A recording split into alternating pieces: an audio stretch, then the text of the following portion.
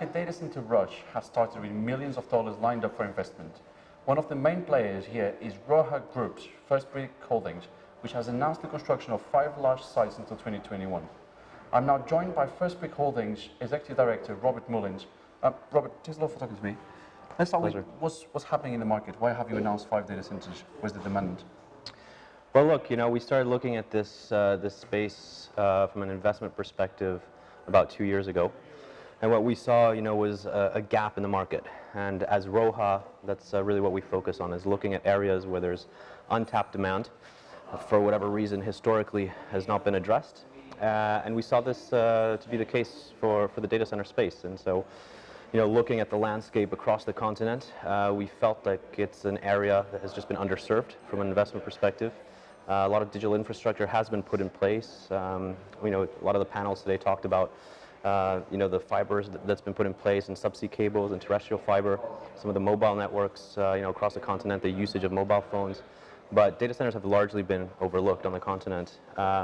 You started to see, obviously, South Africa is kind of a different case, and then you start to see some movement at some of the other sort of east, west, north poles in Nigeria and Kenya, and up in sort of Morocco and Egypt. But a lot of the rest of Africa is pretty much white space, empty space, and untapped. So, and a lot of the same trends that were in some of these some of these larger markets, some of the same drivers for good quality, world-class data center facilities are present in these smaller peripheral markets. So that was the sort of driver, and when we looked at the landscape, we said that's an opportunity for us. One thing that we've noticed is within the African data center market, there isn't really a brand out there still doing a Pan-African sort of portfolio. Mm-hmm. Do you think the market is affected by this, or are you guys trying to turn the table around and be like, right, here's a portfolio across different markets? Yeah, I mean, I think it's difficult to see, Africa as one market. It's 54 countries, and every single one of them, in theory, would probably require some form of a world-class data center. So a lot of the guys here today are talking about Pan-African sort of data center portfolios. I think we're a little bit more conservative. We're saying we're just talking about 5, 6, 7, 8. We'll see how many it turns out to be. But we will have a regional portfolio of data centers. I think Pan-African is a big word. I don't know how many countries you have to cover to say you're Pan-African, but certainly we see value in having more than one.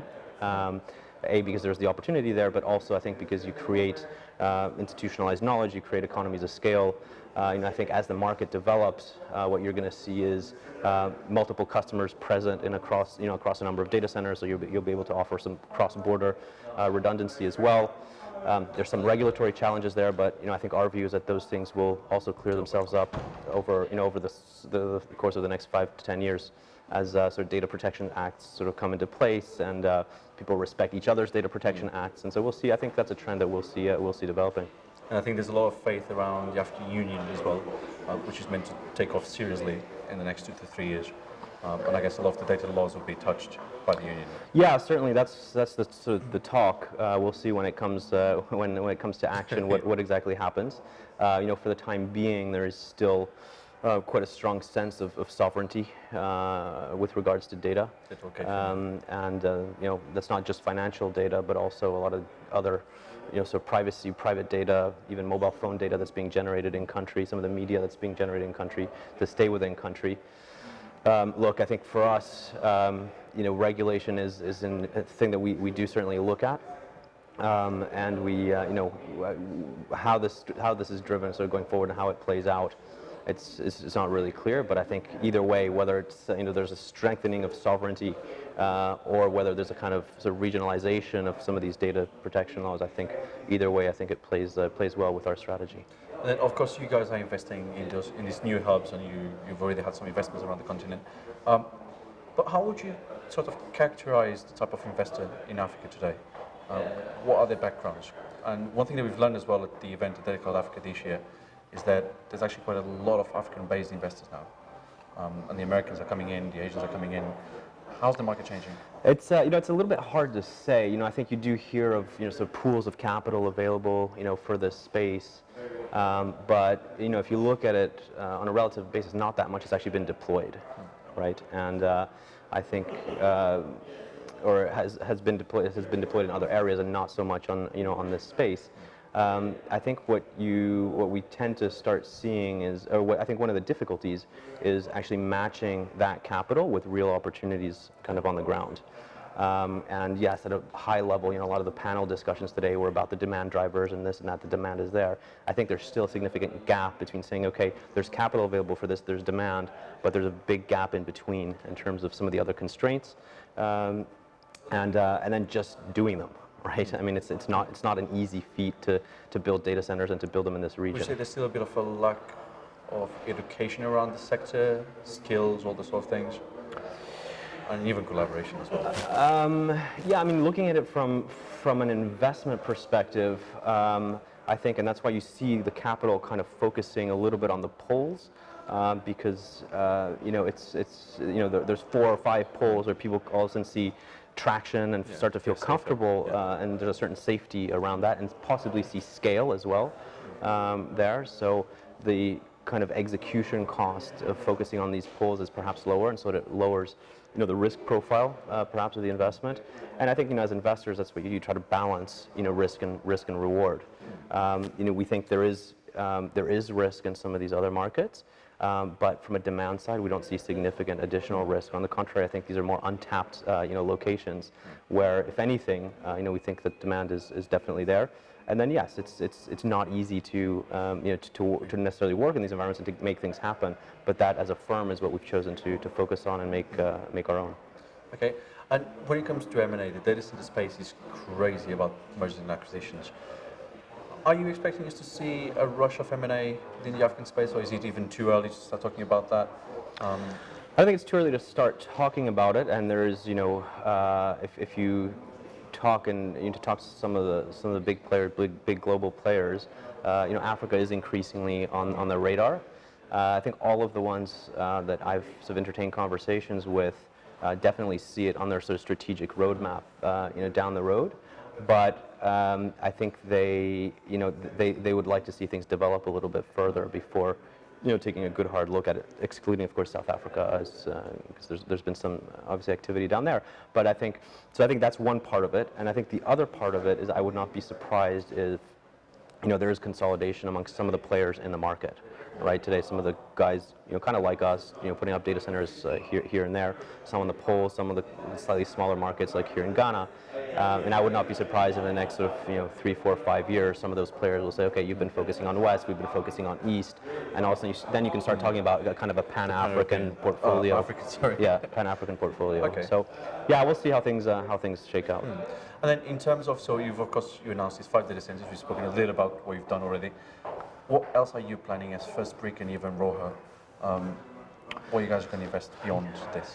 Yeah, well, so First Brick, we're very focused now on getting these data centers up and off the ground. And as you may have seen today, we've made an announcement that we'll be building our second one in Ethiopia.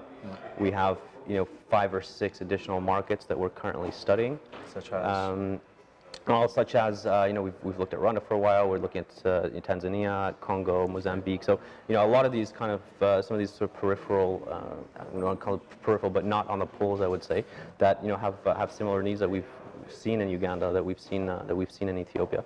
So those are the kind of markets that we're looking at to bring into our portfolio if and when some of these other sort of constraints kind of check out. And every country is, as I mentioned on the panel earlier, has its own idiosyncrasies and its own constraints and difficulties, but also its own opportunities. So it's a question of, as an investor, weighing those out, figuring out which sort of make the most sense for us and in which order.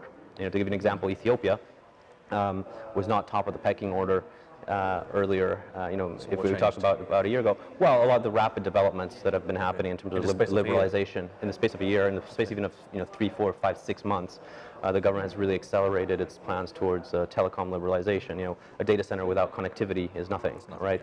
And so even though Ethiopia was definitely on our radar because of our history in Ethiopia, because some of the other projects we've worked on in Ethiopia, it was not sort of top of the pecking order, and we were looking at some of the other markets first. All of a sudden, things started to accelerate, and said, well, we better, it'd be good to take advantage of our position in the country already and what we know there, and so we started working on that about 5, 6 months ago to get our heads around everything that we typically get our heads around before we make an investment decision. Yeah, I think you're going to be very busy traveling all over the continent in the next 12, 24 months anyway. Yeah, look, I think it's what we do, right? So Yeah. so that's the kind of Getting the approach economy that we moving, chose. basically. Yeah.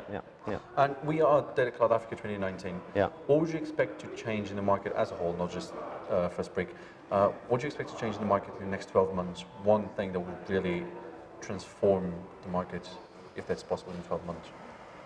It's hard to say. I think we'll see some of the plans that have been announced today by sort of various players, where those come to fruition. Certainly from our side, we see. I think in the next 12 months we'll see a lot of activity. If all goes well, we should be well on our way with our second data center in Ethiopia, and we will certainly have launched or made announcements for a third or fourth data center during the course of 2020. So I think certainly from our own portfolio's perspective, we will have a few more dots on the map, and I wouldn't be surprised if some of the other guys do as well. Could we have even more than those 5 they've already announced for 2021? We could, yeah. Okay. I think again we're an investor and we're opportunity driven, and I think the more we kind of get involved and dig into this space, the more we see also opportunities. The other interesting trend is that we could very well see more than one data center in each country, right? And we're seeing the case in Uganda right now, where you talk to a lot of the banks, and those guys, most of them, ultimately their goal is not to have anything in-house, right? Not to have their primary site, not to have their disaster recovery in-house. So you to serve that market fully and correctly, you effectively need 2 sites. Or there need to be 2 data centers able to service that. So I would not be surprised if in the next, again in the next 12 months, or as part of our rollout strategy, we have multiple data centers in some of the countries. That'll be quite interesting, and a very interesting transformation shift as well in the market. Yeah. All right, Robert, thanks a lot for talking to me. Pleasure. Don't forget you can follow Data Economy on Facebook, LinkedIn, Twitter, and Instagram, and also visit the website on www.data-economy.com.